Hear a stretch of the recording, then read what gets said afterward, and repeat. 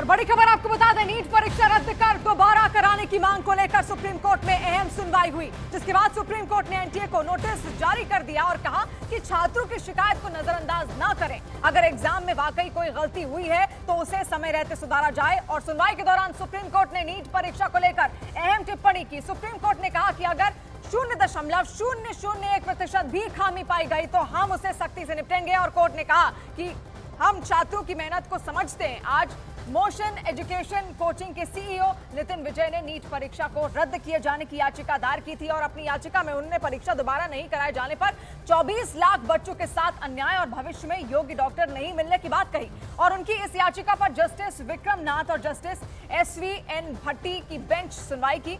और नीट परीक्षा को लेकर पहले से कई याचिका सुप्रीम कोर्ट में दाखिल की गई हैं। अब सभी याचिकाओं पर सुप्रीम कोर्ट 8 जुलाई को सुनवाई करेगा। आज जिस तरीके का ऑनरेबल कोर्ट ने एनटीए को बोला है, उससे हमारी उम्मीद बहुत जाग गई है।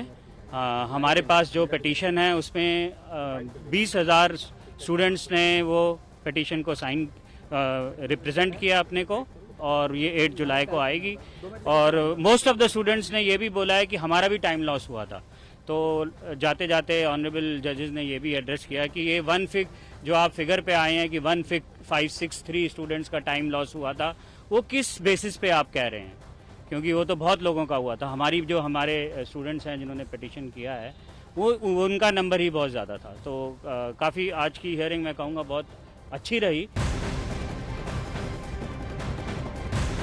और देश में नीट की परीक्षा पर विवाद बढ़ता जा रहा है। नीट की परीक्षा पर सियासत भी गरमाई हुई है। जहां एक तरफ देश भर के छात्र मांग कर रहे हैं कि नीट की परीक्षा दोबारा करवाई जाए, वहीं अब आम आदमी पार्टी भी इस विवाद में कूद पड़ी है। और नीट परीक्षा के मुद्दे पर आम आदमी पार्टी जंतर मंतर पर प्रदर्शन कर रही है, जिसमें सांसद से लेकर विधायक और पार्षद भी इसमें शामिल है। इसके अलावा आम आदमी पार्टी ने 19 जून को पूरे देश में मोदी सरकार के खिलाफ प्रदर्शन करने का ऐलान किया है। 720 अंक पाने वाले 67 बच्चे, जो असंभव है अपने आप में।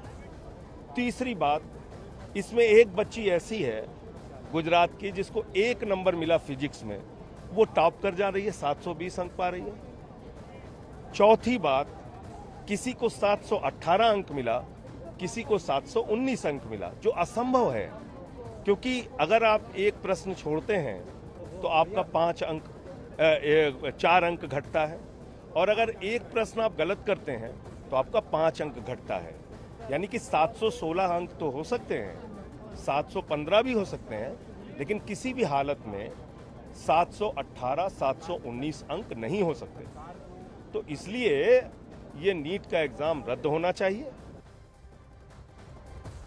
और उधर नीट की परीक्षा में धांधली के आरोप में हैदराबाद में छात्र संघ से जुड़े छात्रों ने भी प्रदर्शन किया। उसकी तस्वीरें आप देख रहे हैं किस तरीके से लगातार जंतर मंतर, दिल्ली की राजधानी हो या फिर अलग अलग राज्य हो, हर तरफ से एक ही तस्वीर आ रही है। नीट की परीक्षा को लेकर कई सारे सवाल हैं, छात्रों के मन में कई सारे सवाल हैं, क्योंकि ये सब कुछ जुड़ता है उन छात्रों के भविष्य के साथ जिन्होंने नीट परीक्षा का ये पेपर दिया था।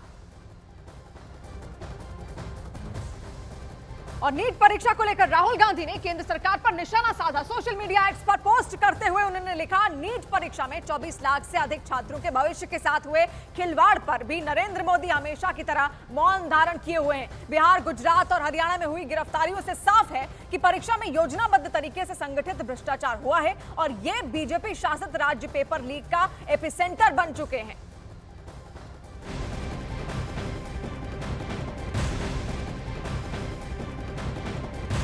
और नीट परीक्षा में धांधली के आरोपों को जांच कर रही बिहार की ईओयू यानी आर्थिक अपराध इकाई की टीम दिल्ली के लिए रवाना हो गई है। और इस टीम में डीएसपी गिरीश कुमार और एक अधिकारी भी मौजूद हैं। ईओयू की टीम एनटीए ऑफिस जाएगी। आपको बता दें कि 3 रिमाइंडर के बाद भी अब तक एनटीए से बिहार आर्थिक अपराध इकाई को प्रश्न पत्र नहीं मिला है। इस बीच 8 जुलाई को नीट पेपर लीक मामले में बिहार ईओयू अपना पक्ष रखेगी और इसके लिए 5 मई से लेकर अब तक हुई गिरफ्तारी, आरोपियों के बयान और बरामद दस्तावेजों के अलावा अभिभावकों के बयानों का मसौदा तैयार किया जा रहा है, जिसे कोर्ट में पेश किया जाएगा। तो लगातार बिहार ईओयू की तरफ से प्रश्न पत्र मांगे जा रहे थे, क्योंकि बिहार में जो प्रश्न पत्र इनके हाथ लगे थे वो जले हुए थे। और ऐसे में एनटीए से बार बार इस बात की सिफारिश की जा रही थी कि वो प्रश्न पत्र जो ओरिजिनल प्रश्न पत्र हैं उन तक पहुंचाए, लेकिन अब तक उनकी ओर से कोई भी प्रश्न पत्र ईओयू को नहीं सौंपे गए।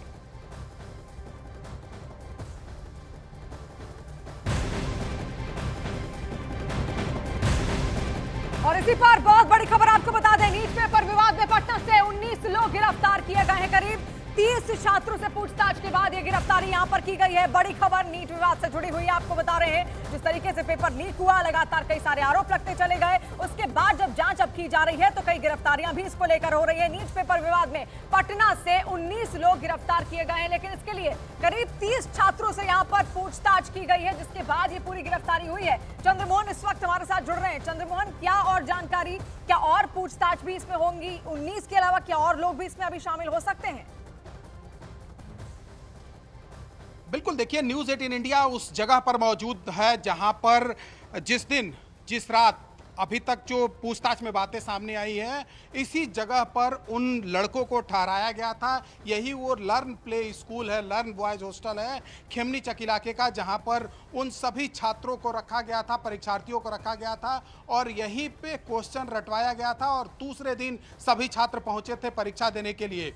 एक छात्र के बयान में साफ तौर पर यह बातें सामने आई है कि 25 से 30 ऐसे छात्र थे जिनके पास एक दिन पहले क्वेश्चन पेपर पहुंचा था और उसके बाद उनको इसी जगह पर रटवाया गया था। पुलिस यहां पर पहुंची थी और यहां पर प्रभात रंजन का यह मकान है, जिनको पुलिस लगातार तलाश रही है, लेकिन अब तक उनसे बात नहीं हो पाई है। वो पुलिस के नज़र से दूर हैं, पुलिस के पकड़ से दूर हैं और उनके जो दोस्त हैं जिन्होंने ये मकान दिलवाया था मुख्य सरगना को, वो भी अभी पहुंच से बाहर है। तो पुलिस लगातार तलाश कर रही है, लेकिन ये खेमनी चक इलाके का यही लर्न प्ले स्कूल है, लर्न बॉयज हॉस्टल है। आपको एक बार तस्वीर इस बिल्डिंग का दिखाने की कोशिश करेंगे, जहां पर आगे में सिर्फ गेट लगा हुआ है, स्कूल का नाम लिखा हुआ है, लेकिन अंदर में क्या होता है ये किसी को नहीं पता है। और ऊपर में छात्रों के रहने का जगह है। खेमनी चक यहां पर पहुंचने में लगातार आपके जरिए यहां पर देख पा रहे हैं, न्यूज़ 18 पर ये एक्सक्लूसिव तस्वीरें हम दिखा रहे हैं उसी कोचिंग सेंटर की, जहां पर पेपर रटवाया जा रहा था। उनके जो उत्तर थे वो रटवाए जा रहे थे।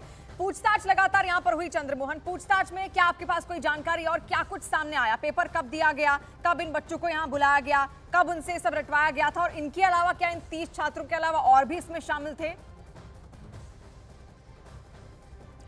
बिल्कुल, देखिए, जो पूछताछ में बातें सामने आई है उसमें आयुष राज नाम का एक लड़का है जिसकी गिरफ्तारी हो चुकी है और उसी ने यह अपने एक बालिया बयान में कबूल किया है कि खेमनी चक का यही वो स्कूल है जहां पर 25 से 30 छात्रों को यहां पर देर शाम परीक्षा के एक दिन पहले लाया गया था और यहीं पर उनको क्वेश्चन पेपर उपलब्ध कराया गया था, आंसर शीट उपलब्ध कराया गया था और यहां से ही वो क्वेश्चन पेपर रटवाने के बाद उनको सीधे सेंटर पर ले जाके छोड़ा गया था और उसके बाद वो परीक्षा देकर वहां से निकले थे। और उसमें कई ऐसे छात्र हैं जिनसे एक दिन पहले, एक सप्ताह पहले तक 30-30 लाख का पोस्ट डेटेड चेक ले लिया गया था। तो ये बड़ा तस्वीर जो है वो सामने आया है और यही वो स्कूल है। न्यूज़ 18 इंडिया पहला ऐसा चैनल है जो यहां पर पहुंचा है। तस्वीरों में भी आप साफ तौर पर देख सकते हैं, लर्न प्ले स्कूल और लर्न बॉयज हॉस्टल है ये खेमनी चक इलाके में, जहां पर पुलिस के एक बालिया बयान में आयुष राज ने यह कबूल किया है कि खेमनी चक के इसी स्कूल में इन सभी छात्रों को रखा गया था और तकरीबन 25 से 30 छात्र मौजूद थे। तो साफ तौर पर समझा जा सकता है कि पहले से तैयारी चल रही थी और जो 25 से 30 छात्र यहां पर पहुंचे थे उनको रात भर रखा गया, क्वेश्चन पेपर रटवाया गया और उसके बाद सीधे दूसरे दिन उनको एग्जामिनेशन सेंटर पर छोड़ा गया। तो ये पहली तस्वीर न्यूज़ 18 इंडिया पर सामने आया है। एक्सक्लूसिव तस्वीर हम दिखा रहे हैं उसी सेंटर की जहां पर छात्रों को बुलाकर पेपर रटवाए गए थे।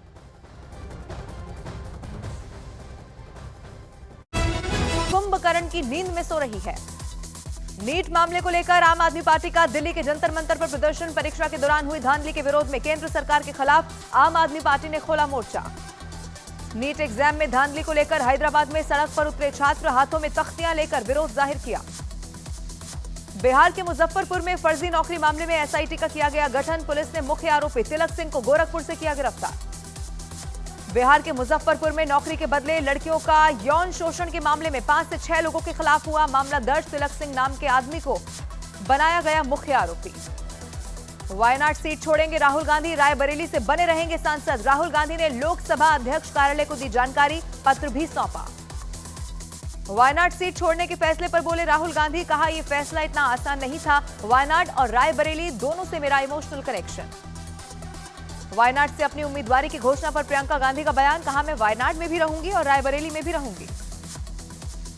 आचार्य प्रमोद कृष्णम का कांग्रेस पर निशाना, कहा प्रियंका गांधी को वायनाड से चुनाव लड़ाकर उनका कद कम करने की कोशिश, प्रियंका को पार्टी का बनाया जाना चाहिए था अध्यक्ष।